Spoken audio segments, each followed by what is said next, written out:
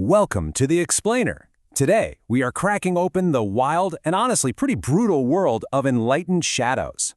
Now, this is not your average spy novel, not by a long shot. We're about to meet a hero who plays by a set of rules that are just chillingly detached. We're going to see a mission that completely blurs the line between seduction and assault, and a plot twist that, well, it redefines what game over even means. So let's just dive right in. Everything, and I mean everything, in this story really comes down to this one single line. It's a threat whispered by Nathalie Kane to our hero Mike Dunleavy literally moments after a night of insane passion ends with him slapping handcuffs on her. At first glance you think, okay, classic betrayal. But the real story here? Oh, it is so much more complicated than that. So, how did we get to this point? To really get a handle on that moment of betrayal, you have to understand the man at the center of it all. So let's back it up. Who is Mike Dunleavy? And what kind of world forges a man like him? Okay, first up, a hero and his target. Let's break down the two people at the absolute heart of this whole operation. I mean, just look at this slide. This is a head-on collision of two completely different worlds. On one side, you've got Mike Dunleavy. This is a guy born into a world of power and secrecy. His dad's ex-FBI, his mom is apparently using extraterrestrial tech. He is the system.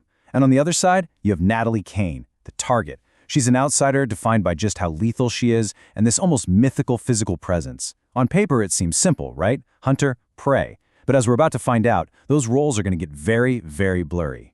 To really get Mike, you have to get what's going on inside his head.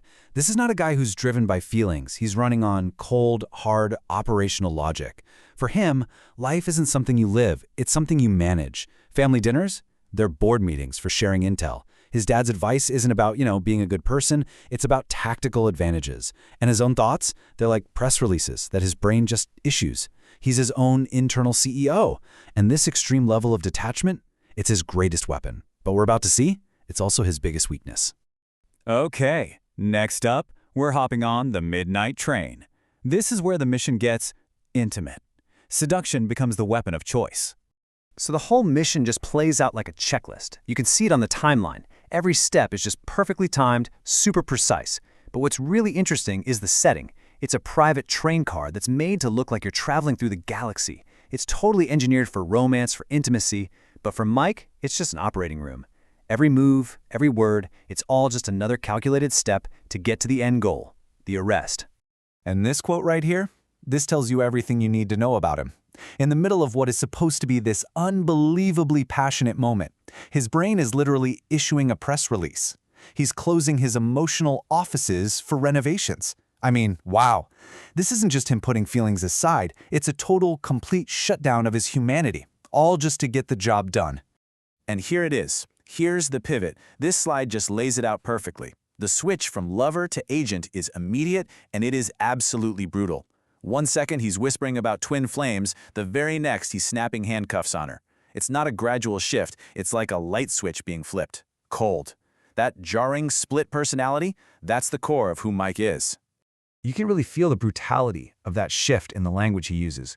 This is not your standard by-the-book Miranda warning. That line, if you can't afford one, tough shit, that is pure psychological warfare. It is designed to just shatter the intimacy they just shared and violently put him back in a position of total dominance.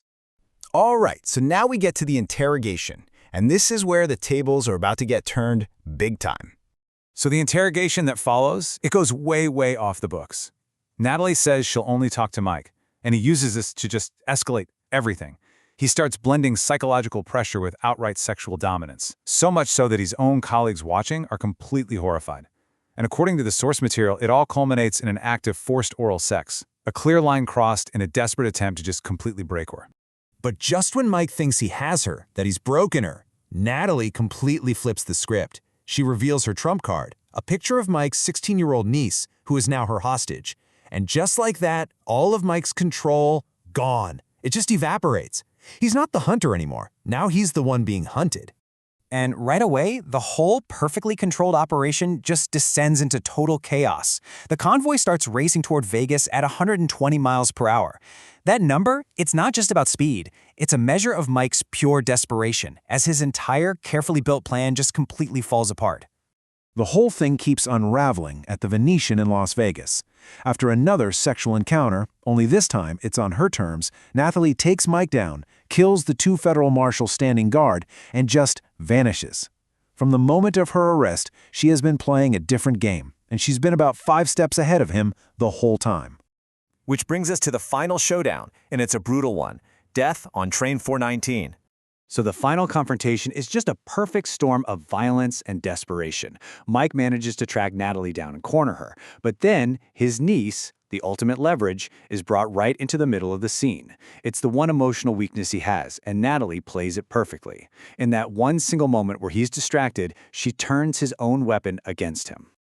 And that's the call that comes in from his partner on the scene. The message is just crystal clear. It's final. There's no ambiguity, no room for doubt. Mike Dunleavy is dead. And the book itself just slams the door shut, confirming it, closing the chapter on his life. Now, for pretty much any other story, this would be it. This would be the end. But Enlightened Shadows is about to break every rule in the book. So finally, we get to the plot twist to end all plot twists. A mission from God. So after he dies, Mike wakes up.